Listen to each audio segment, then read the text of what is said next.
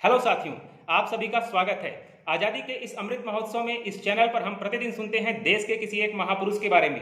पिछले वीडियोस में हमने जाना शहीद भगत सिंह और महान क्रांतिकारी चंद्रशेखर आजाद के विषय में। क्रांतिकारियों के साथ साथ हमें देश के महान उदारवादी विचारकों के बारे में भी जानकारी होना आवश्यक है। इस क्रम में आज हम जानेंगे भारत के द ग्रैंड ओल्ड मैन कहे जाने वाले महान उदारवादी विचारक तथा नेता दादा भाई नौरोजी के विषय में। दादा भाई नौरोजी जी का जन्म 4 सितंबर 1825 को हुआ था।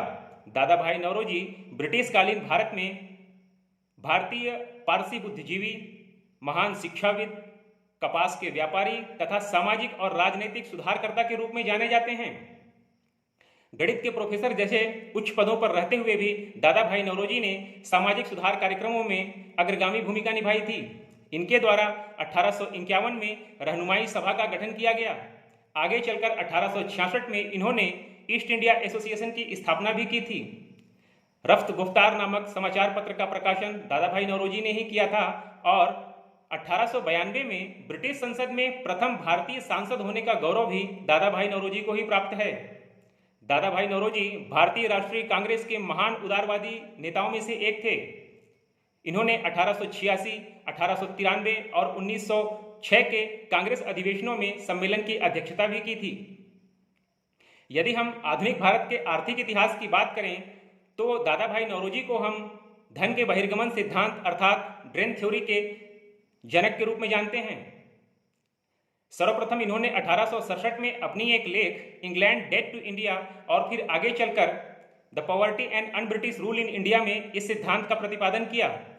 1867-68 में बताया गया कि भारत की प्रति व्यक्ति आय मात्र 20 रुपए है। आगे चलकर आरसी दत्त ने अपनी किताब the economic history of India में इस सिद्धांत को शामिल किया और फिर 1896 में कांग्रेस के अधिवेशन में धन के बहिर्गमन सिद्धांत को स्वीकार किया गया। 1906 में दादा भाई नौरोजी ने स्वराज शब्द का प्रयोग किया था कांग्रेस के अधिवेशन में। हम सभी को स्वराज शब्द के प्रयोग को लेकर हमेशा संशय बना रहता है, तो मैं आपको बताना चाहूंगा सर्वप्रथम स्वराज शब्द का प्रयोग दयानंद सरस्वती जी ने किया था। आगे चलकर 1905 में गोपाल कृष्ण गोखले जी के द्वारा भी स्वराज शब्द का प्रयोग किया गया, लेकिन आधिकारिक रूप से कांग्रेस के सम्मेलन में 1906 के कोलकाता अधिवेशन में दादा भाई नौरोजी ने स्वराज शब्द का प्रयोग किया था। इसी क्रम में 1916 में कांग्रेस के ही अधिवेशन में होम रूल लीग के तहत बाल गंगाधर तिलक ने एक नारा दिया था, स्वराज मेरा जन्मसिद्ध अधिकार है। 1920 में महात्मा गांधी जी ने अपने सिद्धांतों में भी स्वराज शब्द को शामिल किया, लेकिन भारतीयों के द्वारा सर्वप्रथम पूर्ण स्वराज की मांग 1929 के लाहौर अधिवेशन में की गई थी, जिसकी अध्यक्षता की थी जवाहरलाल नेहरू जी ने। मेरा विश्वास है कि स्वराज शब्द के प्रयोग को लेकर आपका संशय समाप्त हो गया होगा। वापस हम आते हैं दादा भाई नौरोजी पर। आगे चलकर 30 जून 1917 को दादा भाई नौरोजी का निधन हो गया और भारत देश ने अपने एक महान सपूत उदारवादी नेता और विचारक को खो दिया। साथियों, यदि ये जानकारियां आपको अच्छी लगे तो कृपया चैनल को सब्सक्राइब कर दीजिए और यदि आपको उचित लगे तो वीडियोस को लाइक और शेयर भी करें ताकि अन्य लोग भी इसका लाभ ले सकें। आप सभी का दिन शुभ हो। जय हिंद।